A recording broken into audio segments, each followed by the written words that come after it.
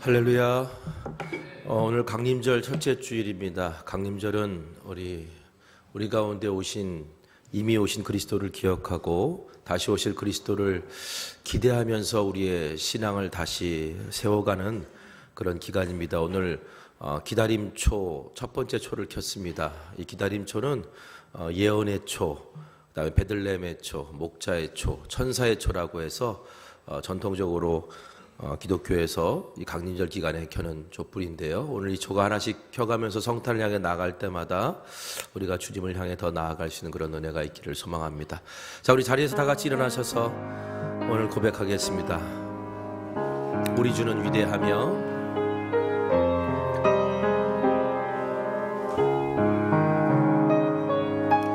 우리 주는 위대하며 능력이 많으시도다. 그의 지혜 무궁하며 진자는 영원하도다. 상한 자를 고치시며 상처를 싸매시도다. 별들의 수를 세시며 이름을 붙이셨도다. 그가 구름으로 하늘을 덮으시며 땅을 위하여 비 준비하시니 예루살렘아 여호와를 찬송할지어다. 내 하나님을 감사함으로 그 앞에 나가며 주 임재 앞에 경배. 예루살렘아 예루살렘아 여호와를 찬송할지어다. 내 하나님을 감사함으로 그 앞에 나가며 주 임재 앞에 경배.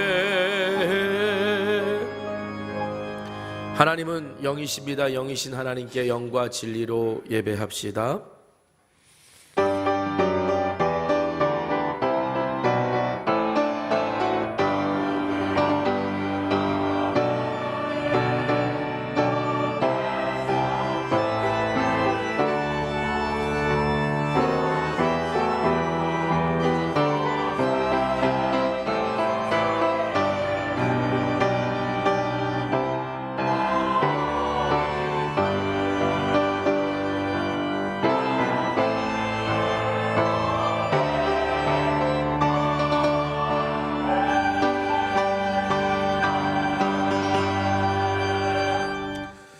찬송가 104장입니다.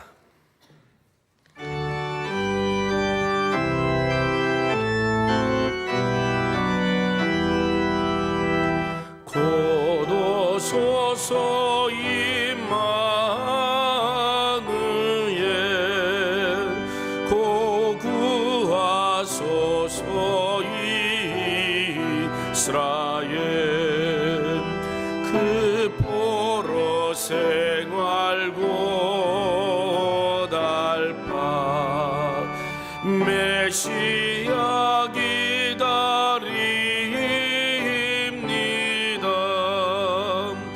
기뻐하라 이스라엘 고도시리오 임마누엘 고도 주옵소서. 지혜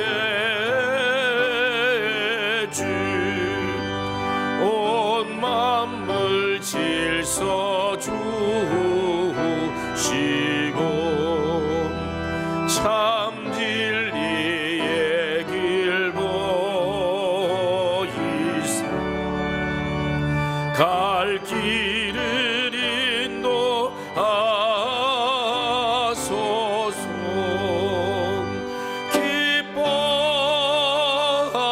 기뻐하라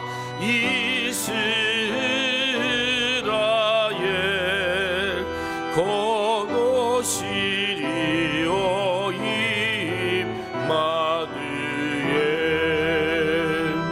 곧 오소서 소망의 주 만 백성 한맘 이루어 시기와 분쟁 없애고 참 평화 채워 주소서.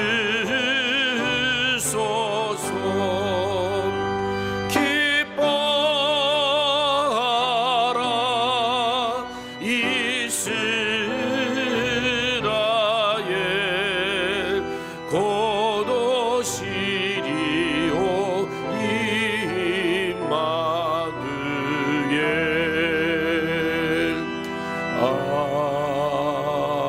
아멘. 사도신경으로 우리의 신앙을 고백합니다. 전능하사 천지를 만드신 하나님 아버지를 내가 믿사오며 그 외아들 우리 주 예수 그리스도를 믿사오니 이는 성령으로 잉태하사 동정녀 마리아에게 나시고 본디오 빌라도에게 고난을 받으사 십자가에 못 박혀 죽으시고 장사한 지 사흘 만에 죽은 자 가운데서 다시 살아나시며 하늘에 오르사 전능하신 하나님 우편에 앉아 계시다가 저리로서 산자와 죽은 자를 심판하러 오시리라. 성령을 믿사오며 거룩한 공회와 성도가 서로 교통하는 것과 죄를 사하여 주시는 것과 몸이 다시 사는 것과 영원히 사는 것을 믿사옵나이다. 아멘.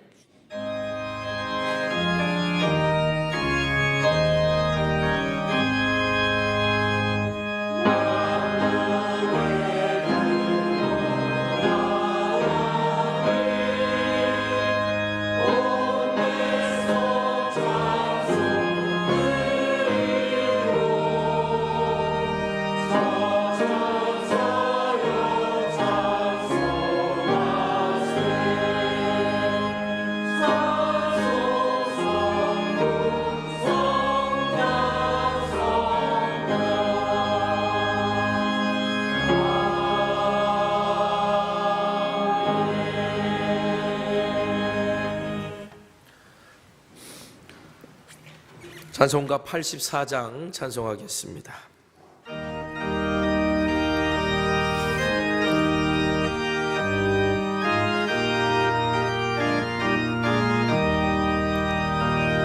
온 세상이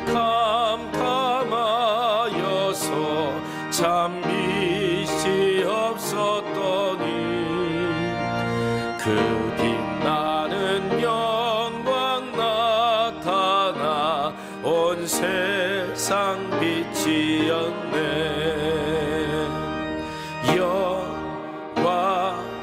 영광의 주 영광의 주 밝은 그 빛 내게 빛이었네.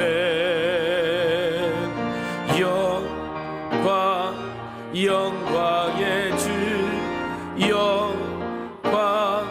영광의 주 이 세상의 빛은 오직 주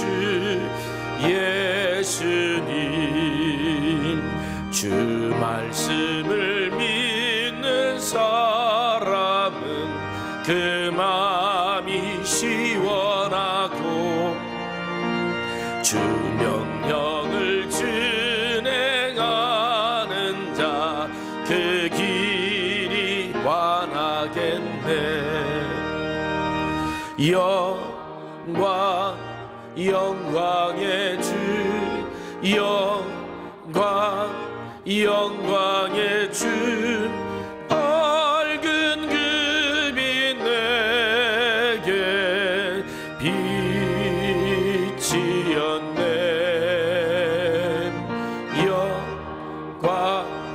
영광의 주, 영광의 주, 이 세상의 빛은 오직 주 예수님. 죄 가운데 사는 사람은 그 눈이 어두워도 그 죄악을 씻는 날에는 그 눈이 밝아지네. 영광의 주, 영광의 주, 밝은 금이 내게 비추었네.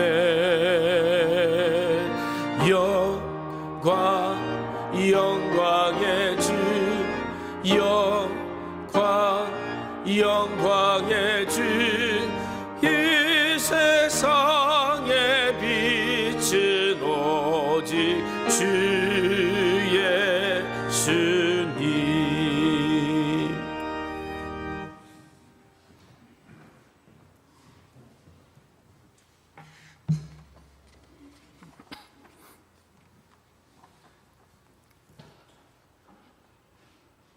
경배와 찬양을 받으시기에 합당하신 주님, 주의 이름을 높이며 주님을 찬양합니다. 예수님의 탄생을 기다리며 소망하는 강림절, 주의 은혜로 하루를 시작하게 하시고 말씀을 사모하며 주님 전으로 발걸음을 인도하심을 무한 감사드립니다. 사랑의 주님, 세상은 날이 갈수록 어두워가고 전쟁으로 인해 어린 생명들이 감당하기 힘든 고통 중에 있습니다. 하루속히 전쟁이 그치고 저들의 영혼을 회복시키시고 구원하옵소서. 이 나라와 이 민족을 사랑하시는 주님, 한국교회가 다시 복음으로 돌아가게 하옵소서. 말씀의 등불을 높이 들고 어둠 속에 헤매이는 죽어가는 영혼을 살리는 구원의 방주가 되게 하시옵소서. 교회마다 어린이 예배가 살아나게 하시고 이 땅의 젊은이들이 꿈을 꾸게 하소서. 하나님 아버지, 이 시간 예배를 통해 주님을 더욱더 알기를 원합니다. 너희는 그 은혜에 의하여 믿음으로 말미암아 구원을 받았으니 이것은 너희에게서 난 것이 아니요 하나님의 선물이라. 값없이 은혜로 구원받은 우리들이지만 마음이 자꾸만 세상에 빼앗기고 세상 근심과 염려로 주님이 주시는 기쁨과 감사를 잃어버리고 있습니다. 주님 불쌍히 여겨 주옵소서. 목사님을 통해 선포되는 말씀이 내 마음을 지킬 수 있는 영적 힘이 되게 하옵소서. 주님이 주시는 참 기쁨과 감사를 깨닫게 하시고 영혼 깊은 곳에서 찬양이 울려나며 넘쳐나는 기쁨과 감사, 은혜의 강물이 우리 자녀들을 적시게 하시고 가정을 적시며 직장과 사업장을 적시고 내가 있는 곳이 어디든 적혀서 생명이 살아나고 회복되는 역사가 있게 하옵소서. 여호와 라파 치료의 하나님, 우리의 상처와 아픔을 치유하시고 회복시키시는 주님, 주님이 사랑하시는 성도님들이 많이 아픕니다. 지켜주시고 회복시키시며 고쳐 주옵소서. 주님이 주시는 힘으로 날마다 새롭게 하시고 하나님의 영광을 나타내게 하옵소서.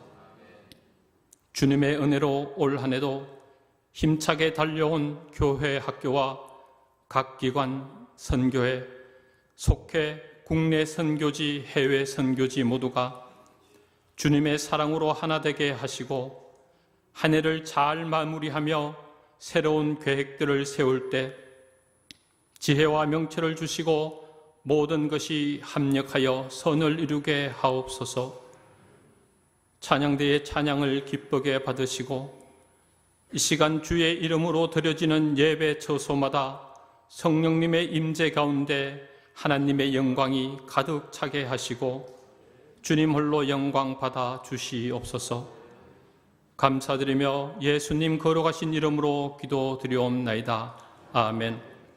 하늘에 계신 우리의 아버지여, 이름이 거룩히 여김을 받으시오며 나라가 임하시오며 뜻이 하늘에서 이루어진 것 같이 땅에서도 이루어지이다. 오늘 우리에게 일용할 양식을 주시옵고 우리가 우리에게 죄 지은 자를 사하여 준 것 같이 우리 죄를 사하여 주시옵고 우리를 시험에 들게 하지 마시옵고 다만 악에서 구하시옵소서. 나라와 권세와 영광이 아버지께 영원히 있사옵나이다. 아멘.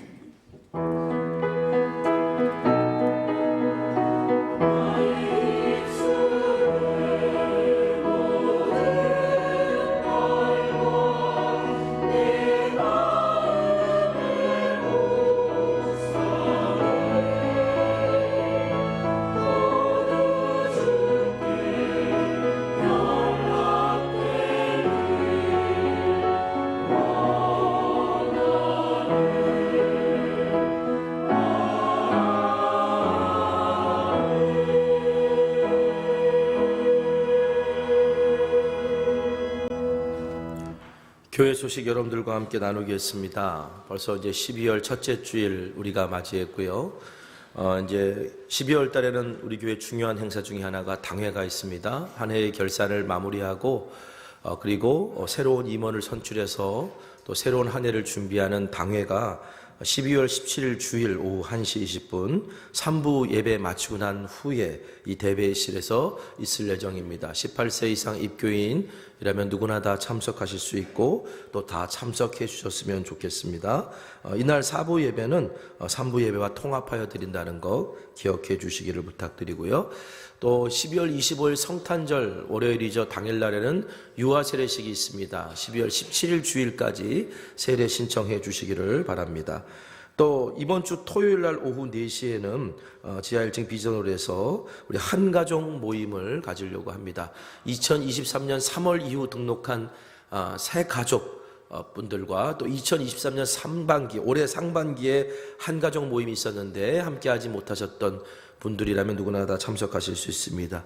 여러분들에게 아마 연락이 갈 겁니다. 여러분 가시면 잘 협조해 주시고 함께 동참해 주시는 시간 가졌으면 좋겠고요. 또 거기 참여해야 되실 분들은 또 참여해 주시기를 부탁드리겠습니다.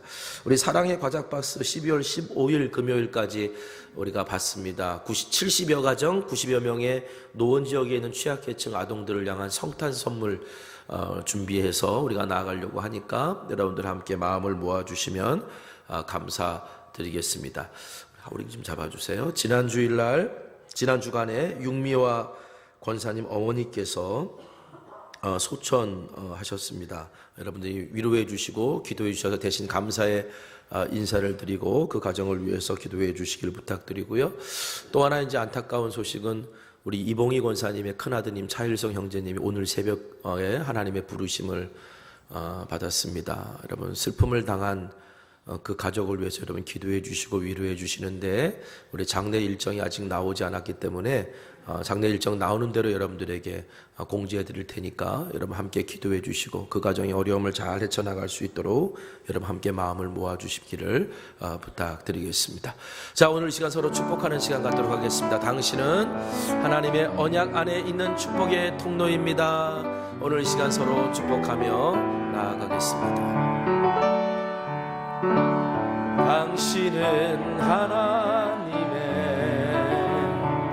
언약 안에 있는 축복의 통로 당신을 통하여서 열방이 주께 돌아오게 되리. 다시 한번 축복해 볼까요?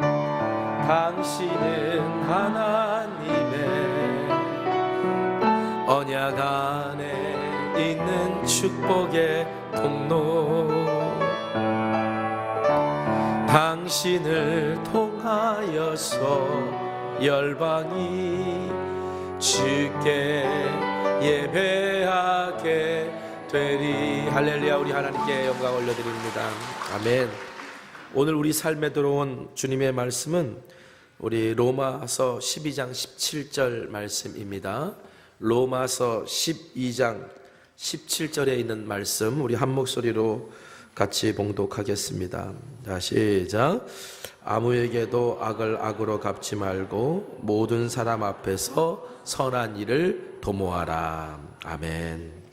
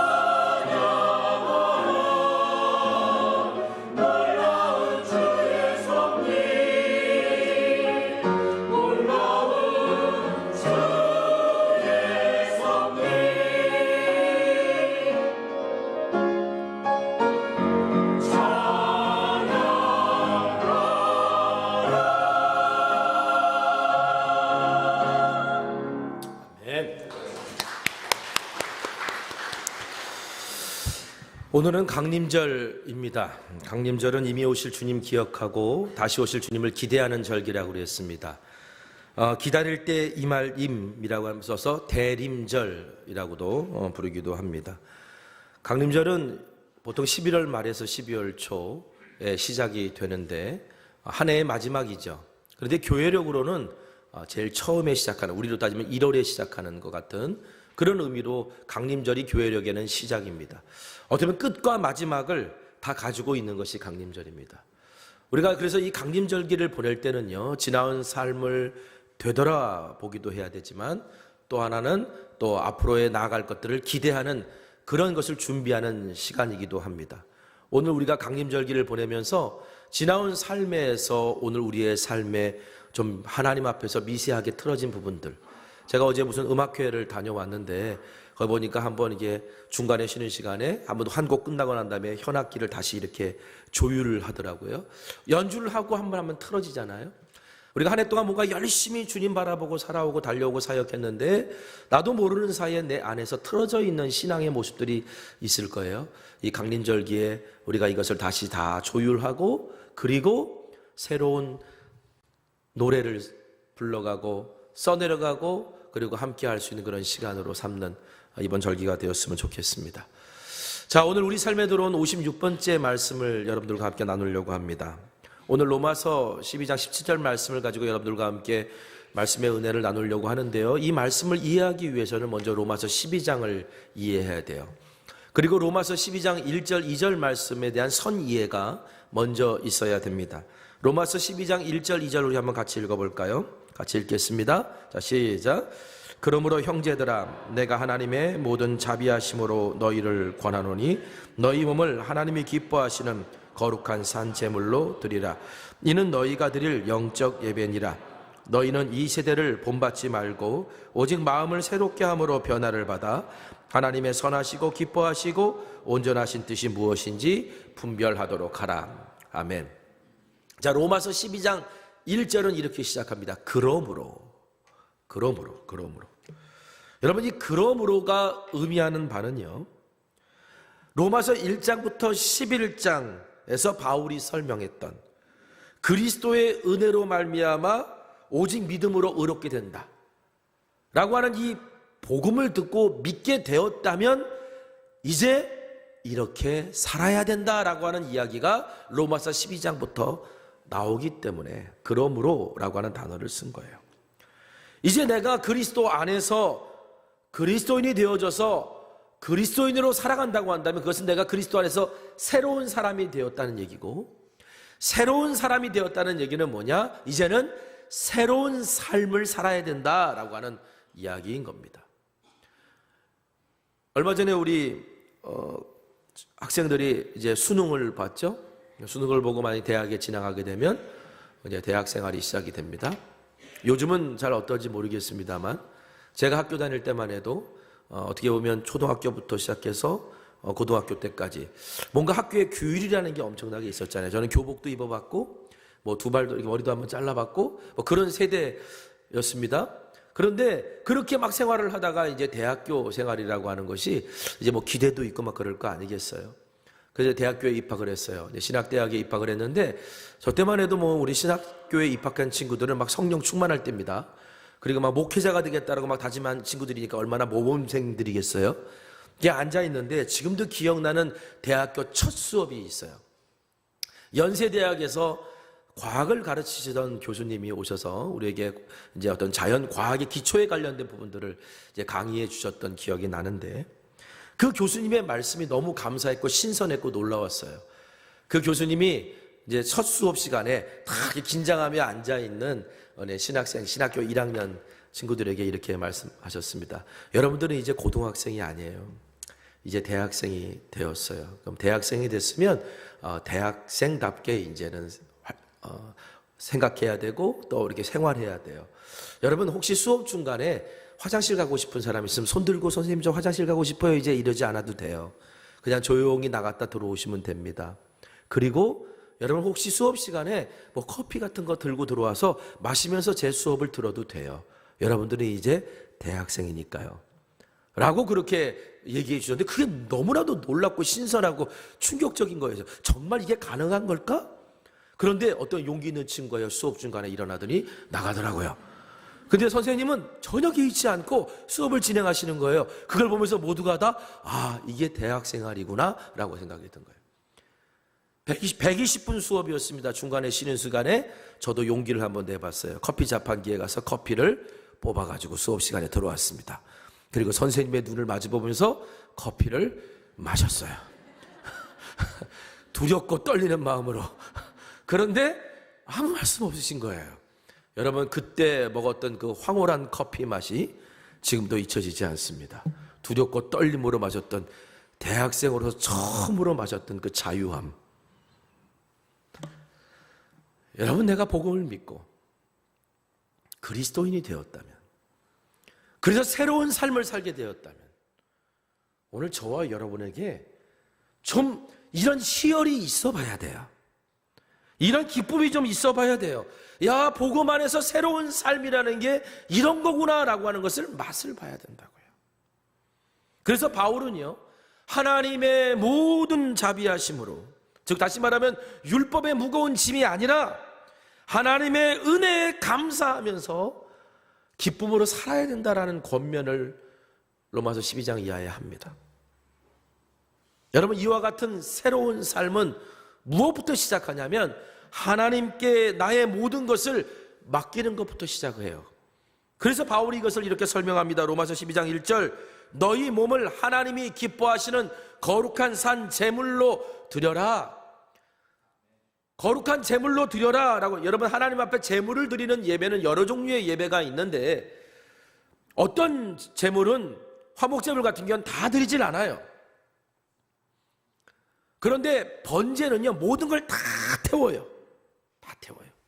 지금 여기서 거룩한 제물로 드려라 라고 하는 이 제물은 어떤 예배를 말하는 거냐면 번제를 얘기하는 거예요. 다 태워드려라.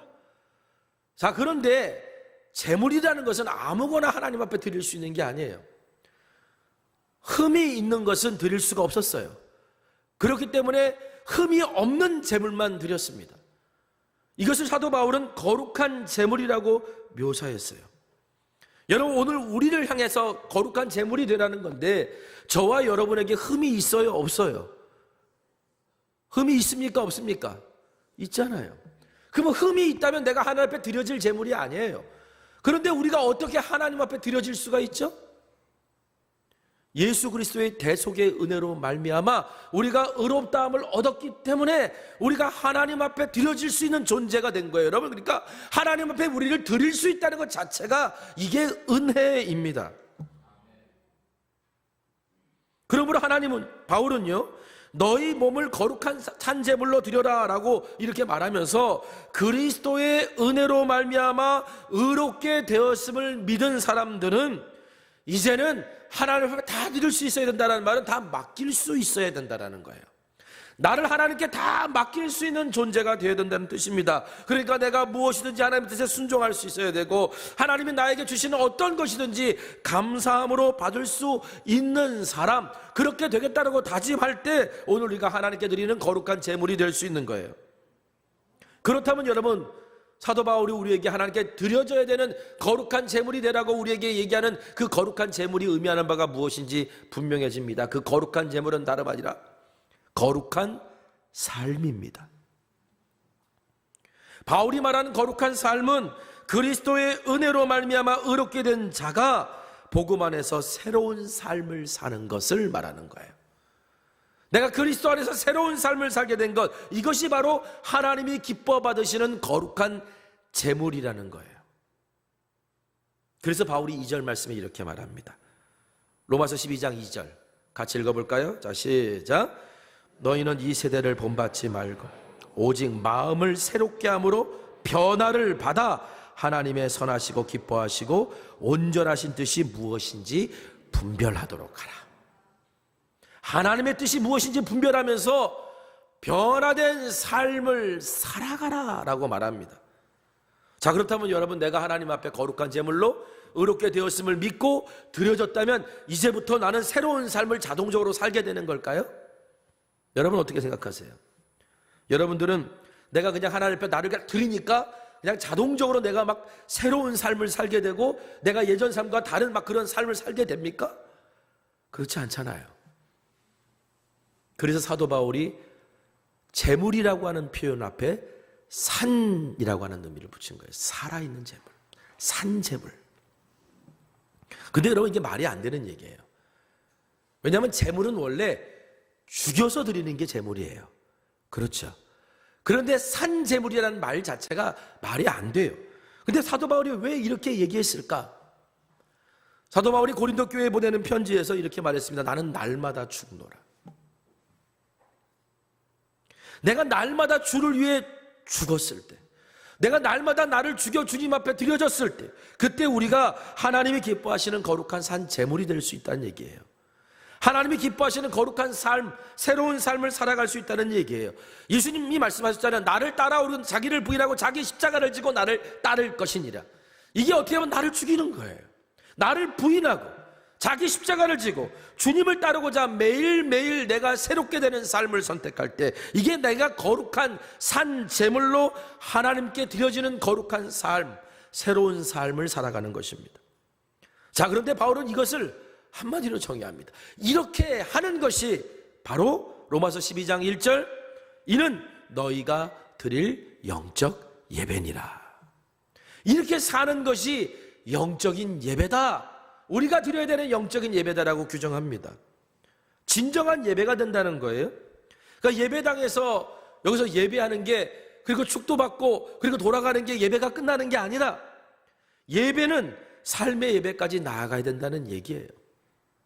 그런데 여기서 영적 예배라는 말을 좀 이해할 필요가 있어요. 영적이라고 하는 단어, 헬라어로는 로기코스라는 단어인데, 그 단어에는 세 가지 정도의 의미가 있어요. 첫 번째는 신령한이라는 뜻이 있어요. 우리가 흔히 알고 있는 영적이다라고 하는 의미의 신령한. 두 번째는 합당한이라는 뜻이 있고요. 세 번째는 합리적인이라고 하는 뜻이 있어요. 영적이라는 이 단어 속에 세 가지 의미가 내포되고 있어요.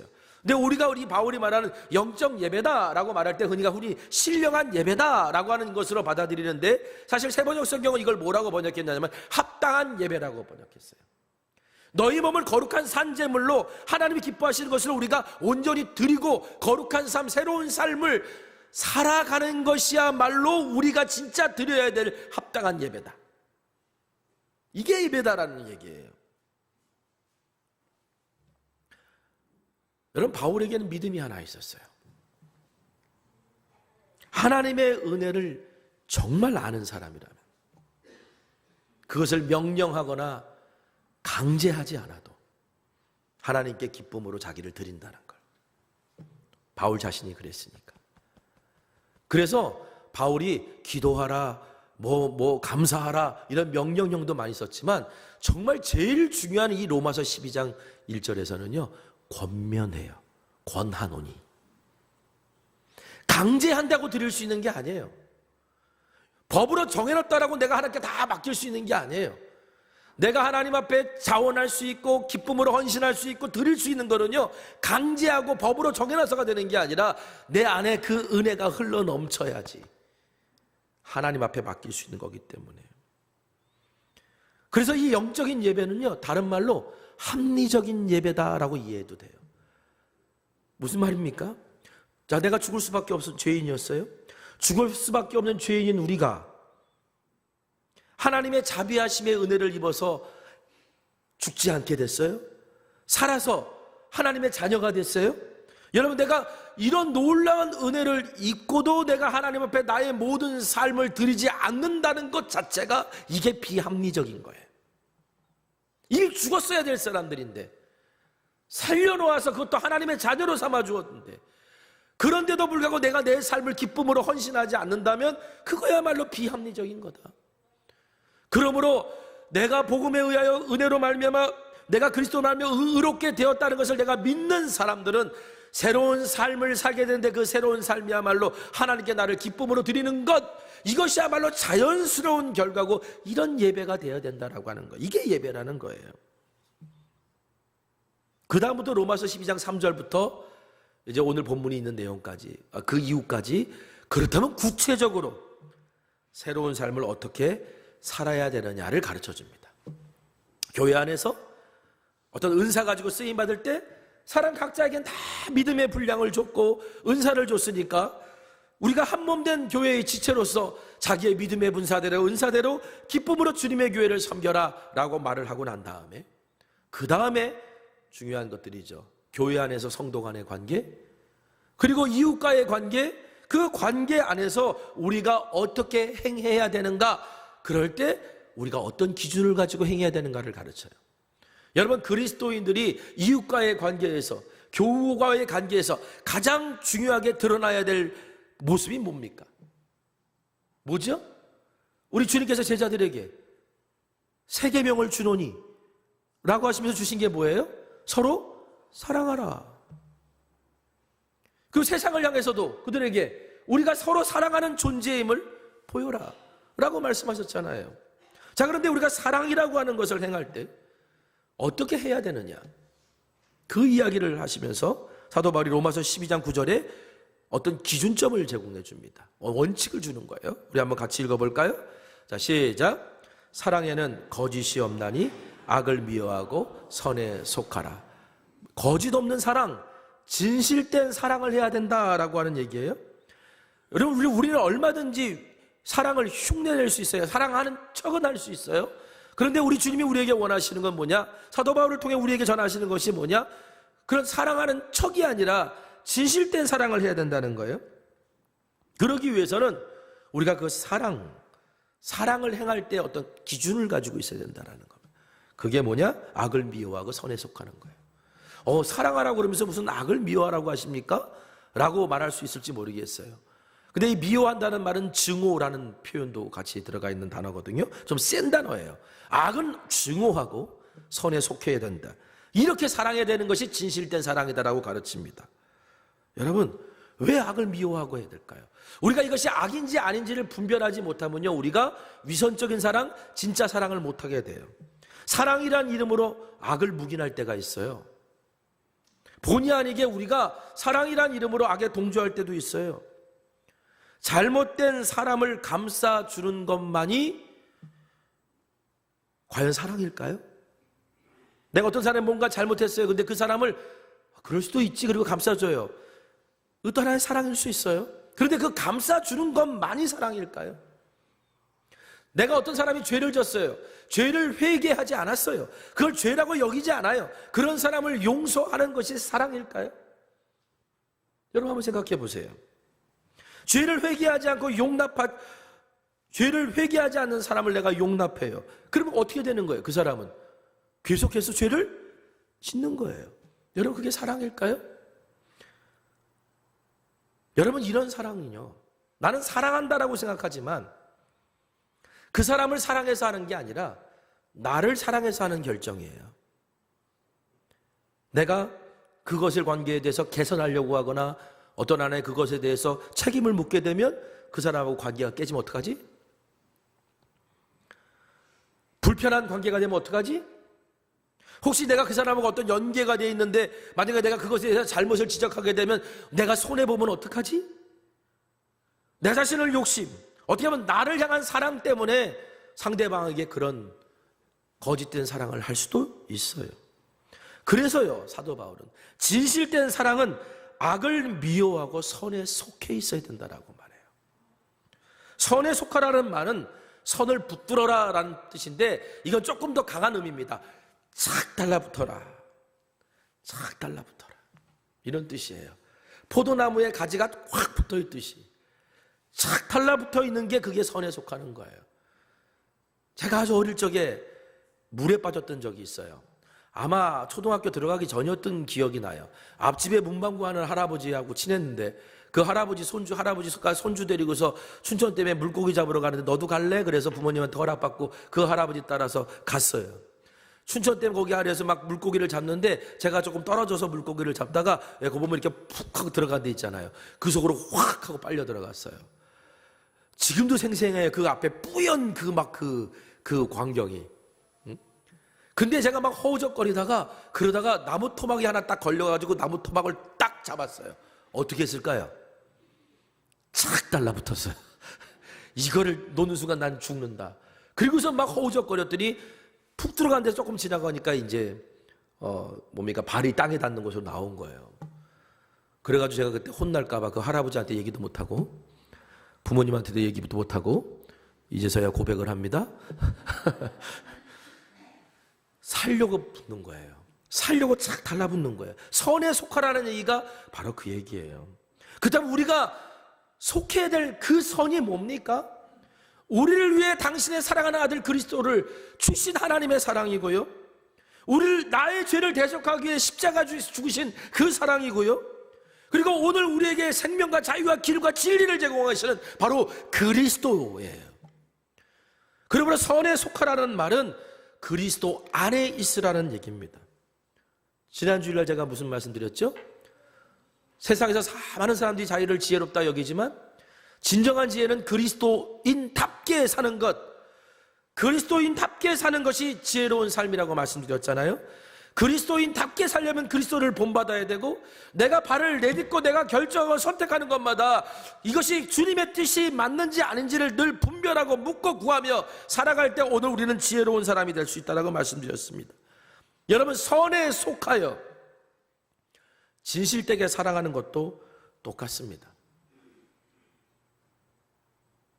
여러분, 내가 그리스도 안에서 사랑해야 진짜 사랑을 흘려보내요.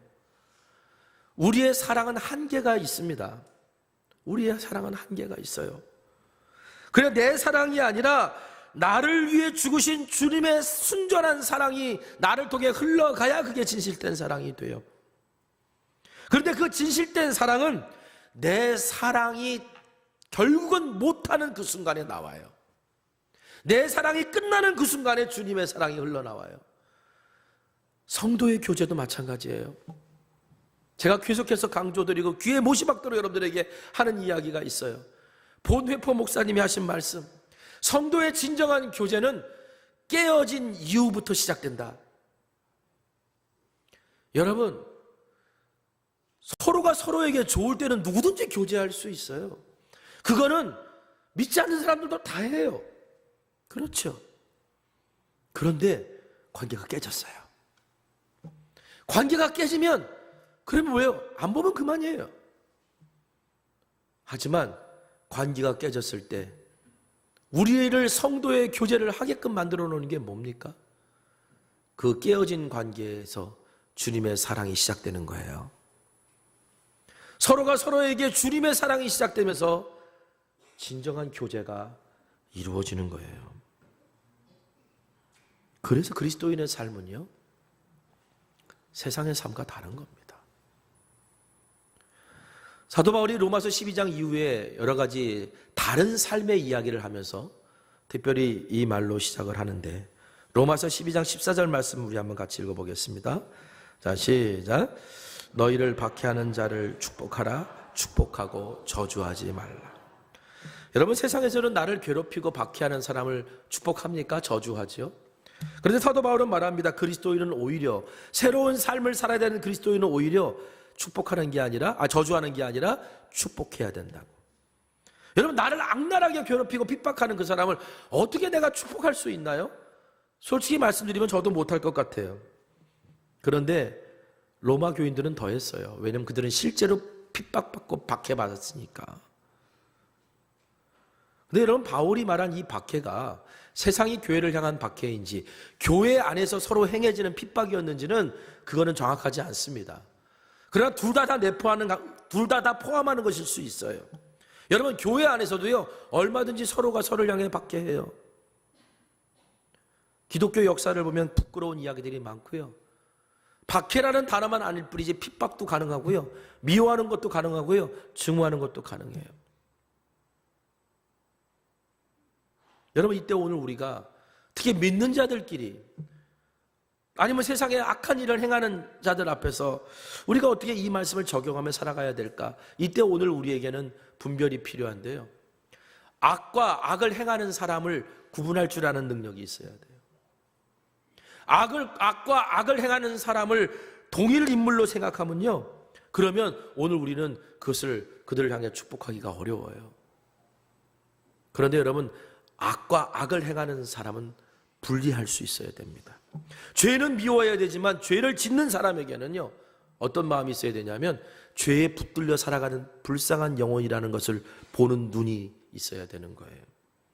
이거를 분별하지 못하니까 우리는 어떻게 행동하냐? 악을 악으로 갚으려고 그래요. 내가 당한 대로 갚아주려고 그래요. 저 사람이 나에게 저렇게 행한 대로 저 사람이 나한테 저렇게 했으니까 나도 그렇게 해주겠다라고 생각해요. 그러면 뭐냐? 악에 지는 거예요. 내가 어떤 목적을 이루기 위해서 우리가 어떤 수단이라도 사용해도 된다라고 생각하는 분들이 있을 수도 있고요, 우리는 때로는 이런 유혹에 너무나 취약합니다. 그런데 생각해 보세요. 악을 이기기 위해서 악을 사용한다면 우리는 뭐의 도구가 된 거예요? 악의 도구가 된 거예요. 오늘 우리의 삶에서 악을 이기기 위해서 악을 사용했다가 악의 도구가 되면 결국은 마지막 지나고 나면 마음이 찝찝해요. 잘못된 방법으로 어떤 목적을 이루고 나면요, 그러면요 결과도 나중에 보면 후회될 일들이 생기더라고요. 그래서 사도 바울이 말합니다. 그리스도인의 새로운 삶은 세상처럼 악을 악으로 이기려고 하는 것이 아니라, 로마서 12장 21절, 악에게 지지 말고 선으로 악을 이기라. 악에게 악을 행하는 것은요, 같이 갚아주는 건 악에게 지는 거예요. 그런데 선으로 악을 이기라. 그러면 어떻게 선으로 악을 이길 수 있을까? 그게 바로 오늘 본문의 말씀의 이야기입니다. 자, 예수님께서 이렇게 말씀하셨어요. 마태복음 5장 44절 우리 한번 같이 읽어보겠습니다. 자, 시작. 나는 너희에게 이르노니 너희 원수를 사랑하며 너희를 박해하는 자를 위하여 기도하라. 자, 박해하는 자를 축복하라 라고 바울이 말했는데 예수님은 뭐라고 말씀하셨어요? 기도하라. 여러분, 그 영혼을 위해서 기도하는 것부터 시작해야 축복하는 삶이 되는 거예요. 오늘 사도 바울도 본문에서 이렇게 말합니다. 오늘 본문 다시 읽어볼까요? 로마서 12장 17절. 자, 시작. 아무에게도 악을 악으로 갚지 말고 모든 사람 앞에서 선한 일을 도모하라. 선한 일을 도모하라는 얘기는, 도모라는 말은 애쓰라는 얘기거든요. 애쓰라. 자, 보세요. 이게 쉬운 일이라면 애쓰라 그랬겠어요? 쉬운 일이 아니니까 애쓰라 그랬겠죠. 처음부터 우리가 완전하게 선한 일을 할 수 없으니까 사도 바울은 악을 악으로 갚지 말고 선한 일을 하도록 애써라. 그를 선하게 대하려고 애써라. 죄는 미워하지만 악을 행하는 사람에게 긍휼의 마음이 있다면, 여러분, 우리는 지금 선으로 악을 이기려고 뭐 하는 거예요? 지금 애쓰는 중이에요. 박해하는 자를 축복하라 그랬는데 내가 그 사람을 잘 되라고 도저히 축복은 못하겠어. 그런데 그 사람이 하는 행동이 밉지만 그렇게 하는 그 사람이 불쌍히 보이기 시작해요. 하나님, 저 사람이 왜 저렇게 살아갈까요? 왜 저 사람은 어떻게 저런 모습으로 그렇게 떵떵거리며 살까요? 라는 그 불쌍한 마음이 들어서 하나님은 그 영혼이 자신의 죄를 깨닫길 바라고 돌아오길 원합니다라고 내가 그 사람 뒤에서 기도하고 있다면, 여러분, 나는 지금 박해하는 자를 위해 축복하려고 애쓰는 중인 거예요. 로마서 12장 18절, 할 수 있거든 너희로서는 모든 사람과 더불어 화목하라. 할 수 있거든이라는 게 뭡니까? 얼마든지 갈라지고 다투고 싸우고 분열될 수 있지만, 그러나 그래도 하나 되는 게 낫지, 그래도 화목한 게 낫지, 그래도 같이 가는 게 낫지라고 생각하면서 할 수 있는 대로 뭔가 기회를 주려고 하고 노력하는 거, 그게 악을 선으로 이기려고 애쓰는 거예요. 근데 여러분, 오해는 마세요. 우리가 애쓴다고 꼭 그렇게 되지는 않아요. 우리가 그리스도 안에서 속하여 포도나무이신 그리스도께 붙어 있으면 우리가 애는 쓰는데 우리가 이루지는 못하지만 바로 그리스도께서 우리를 붙들어 주시고 그리스도께서 대신 싸워 이겨주시는 거예요. 우리가 하는 일은 뭐냐? 악을 선으로 이기려고 애쓰는 거예요. 그래서 사도 바울이 이렇게 말합니다. 로마서 12장 19절 같이 읽어보겠습니다. 시작. 내 사랑하는 자들아, 너희가 친히 원수를 갚지 말고 하나님의 진노하심에 맡기라. 기록되었으되 원수 갚는 것이 내게 있으니 내가 갚으리라고 주께서 말씀하시니라. 너희는 악을 선으로 이기려고 애써라. 원수는 누가 갚아주신다고요? 하나님이 갚아주신다고. 그게 거룩한 삶으로, 거룩한 산재물이 되어 하나님께 맡기는 자의 모습인 거예요. 여러분, 예수님도요, 당신에게 욕하고 당신에게 침뱉고 당신을 때리고 당신을 십자가에 매단 자들을 하나님께 맡기셨어요. 그들의 죄를 사해달라고 기도해 주시고 하나님께 맡기셨어요. 그래서 사도 베드로가 이렇게 말합니다. 베드로전서 2장 23절에 그는 모욕을 당하셨으나 모욕으로 갚지 않으시고 고난을 당하셨으나 위협하지 않으시고 정의롭게 심판하시는 이에게 다 맡기셨습니다. 예수님이 하나님께 이 모든 걸 다 맡기고 운명하시는 모습을 지켜봤던 사람이 있습니다. 그가 누구냐면 예수님을 십자가형에 매달았던 그 사형집행 책임자였던 로마의 백부장이었습니다. 예수님의 모습을 바라보면서 그 마음에 찔림이 생긴 거예요. 그 찔림이 생겼던 백부장이 그 예수님을 바라보면서 뭐라고 말해요?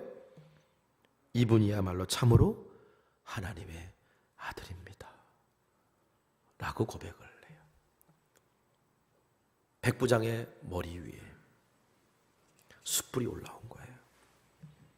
잠언의 비유를 통해서 사도 바울이 이걸 설명합니다. 로마서 12장 20절 같이 읽어보겠습니다. 자, 시작. 내 원수가 줄이거든 먹이고 목마르거든 마시게 하라. 그리함으로 네가 숯불을 그 머리에 쌓아놓아라.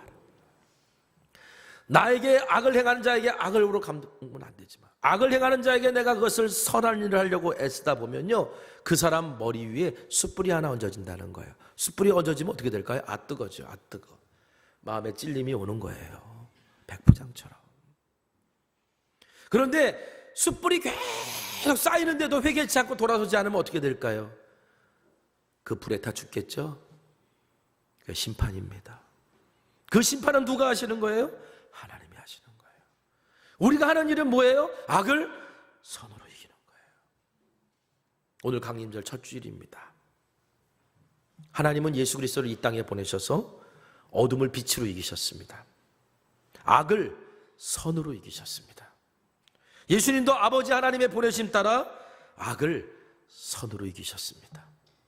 세상이 가장 어두울 때, 세상이 가장 절망적인 상황일 때, 세상이 하나님을 가장 모른다고 할 때, 그때 하나님은 예수 그리스도를 보내셔서 십자가에 달려 죽게 하심으로 악을 선으로 이기셨습니다.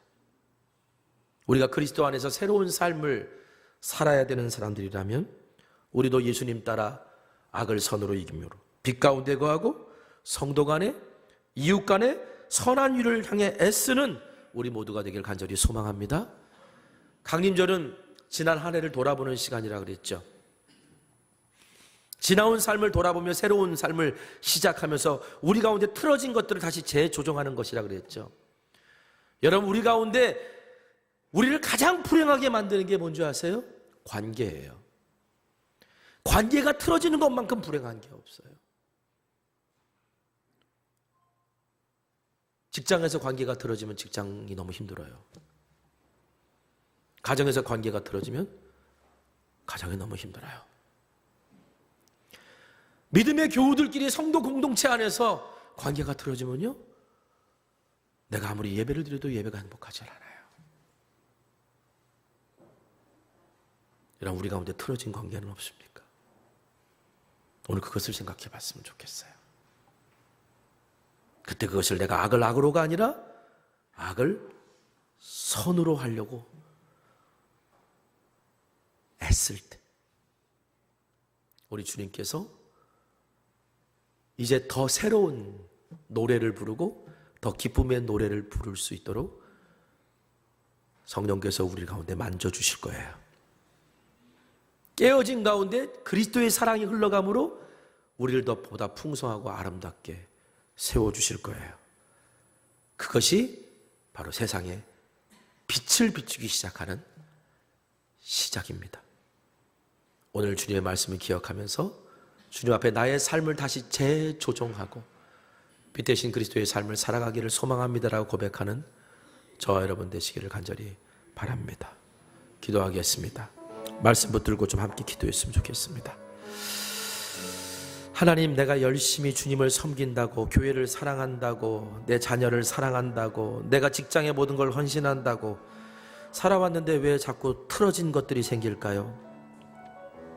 미세하게 틀어진 것들이 생기고 그것이 어느 날 내 인생의 불협화음을 만들고 그것 때문에 내가 너무 힘든 시간들을 보냅니다. 주님, 오늘 말씀을 통해서 내 삶을 조종합니다. 선에 속하여, 악을 미하고 선에 속하여 하나님을 사랑하는 자, 그리고 이웃을 사랑하는 자 되기를 소망합니다. 우리 함께 기도했으면 좋겠습니다. 기도합니다. 거룩하신 아버지 하나님, 가장 어두울 때, 가장 힘들 때, 하나님을 가장 모른다고 할 때 주님은 어둠을 빛으로 이기셨습니다. 악을 선으로 이기셨습니다.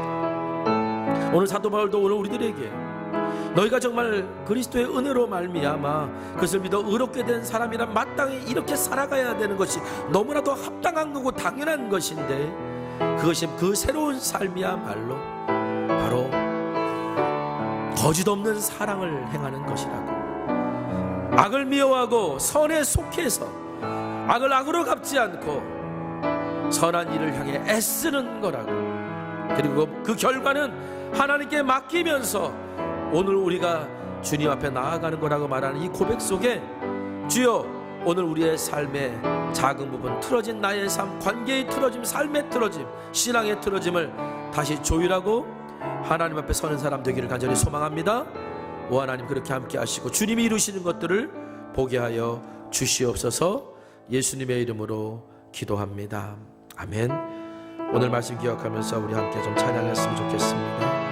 주여 우린 연약합니다. 오늘 힘겨워합니다. 우리 함께 고백하며 나아갈까요? 주여 우린 연약합니다. 우린 오늘을 힘겨워합니다. 주 뜻 이루며 살기에 부족합니다. 우린 연약합니다. 주여 우린 넘어집니다. 주여 우린 넘어집니다. 오늘 하루 또 실수합니다. 주의 긍휼을 구하는 죄인입니다. 우리 주만 바라봐. 우리 다 같이 일어나셔서 한없는 주님의 은혜, 한없는 주님의 은혜, 온 세상 위에 넘칩니다. 가릴 수 없는 주여 온 산 위에 충만합니다.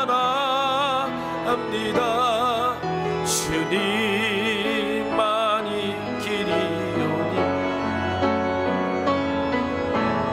우린 그 길 따라갑니다.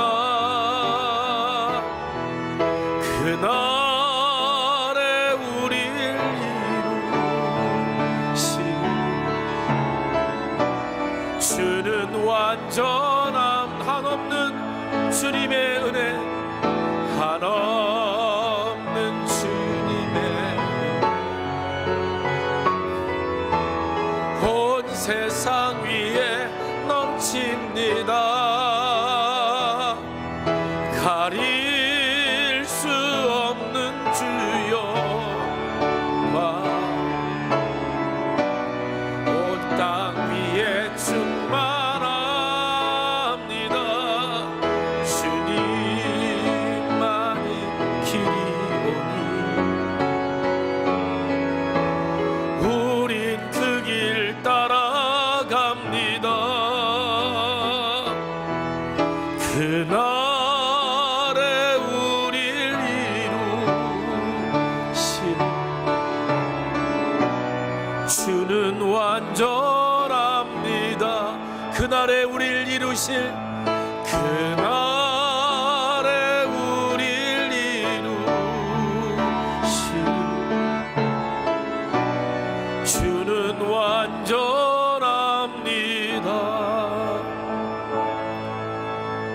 내가 받은 주님의 은혜가 너무 큰데, 내가 그 은혜를 알면 내가 하나님 앞에 나의 삶을 기쁨으로 드리는 것은 너무나 당연한 건데, 우리가 하나님 앞에 그런 예배를 드리고 있지 못함을 긍휼히 여겨 주시옵소서. 작은 것 하나 품어주지 못하고 작은 것 하나 용납하지 못하고 기다려주지 못하고 주님, 악을 악으로 갖고 있는 우리들의 모습이 있다면 이제 그 깨어진 관계 속에 주님의 사랑이 시작될 수 있도록 내가 그 십자가의 사랑을, 그 선에 속한 자의 삶을 살아갈 수 있도록 하나님 은혜 내려 주시옵소서. 강림절 나의 틀어진 삶을 다시 조율합니다. 오늘 주신 하나님의 말씀의 기준 따라 내 삶을 조율합니다. 그래서 2024년은 오늘보다 더 나은 주님을 향한 노래를 불러갈 수 있는 하나님의 자녀 될 수 있도록 축복하여 주시옵소서. 드려진 귀한 예물, 마음의 간절한 소원과 기도의 제목, 나의 눈물과 기쁨까지도 하나님 앞에 드렸사오니 오늘 하나님께서 우리의 모든 것을 채워주시고 하나님이 열매 맺게 하심을 확인시켜 주시는 놀라운 은혜를 맛보는 주의 자녀들 될 수 있도록 은혜 내려 주시옵소서. 이제는 우리 주 예수 그리스도의 크신 은혜와 하나님 아버지의 무한하신 사랑하심과 성령님의 감화감동 역사 충만 교통 내주하심의 은혜와 은총이 오늘 나의 틀어진 삶을 하나님의 말씀을 통해 조율하고 주님을 향한 기쁨의 노래를 부르기를 결단하는 주의 자녀들 위해 지금부터 영원까지 함께하여 주시옵기를 간절히 축원하옵나이다. 아멘.